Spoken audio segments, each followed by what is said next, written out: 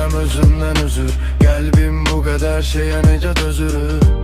Kürəyim yara dolu gözümdən necə süzülür?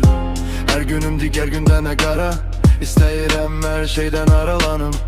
Təklikdə öz-özümlə sarılım. Heç nə düşünmədən bir siqara yandırım. Hər kəsi bir silim, qəlbimdə bastırım.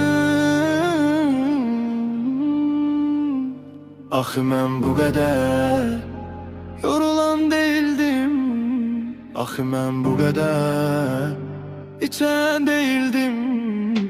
Axı mən bu qədər zəif deyildim. Nara belə sərxoş olmuşam, nara hər şeydən bezən olmuşam.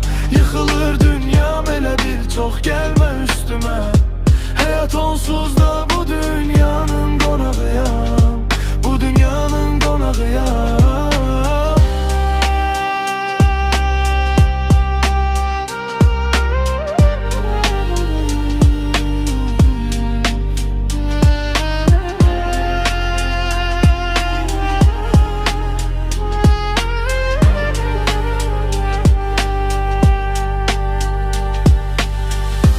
İstəyirəm özümdən üzür. Qəlbim bu qədər şeyə necə dözür? Kürəyim yara dolu gözümdən yaş necə süzülür?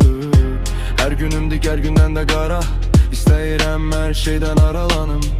Təklikdə öz-özümlə sarılım. Heç nə düşünmədən bir siqara yandırım. Hər kəsi bir silim, qəlbimdə bastırım.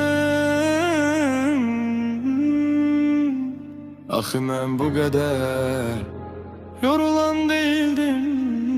Axı mən bu qədər içən deyildim.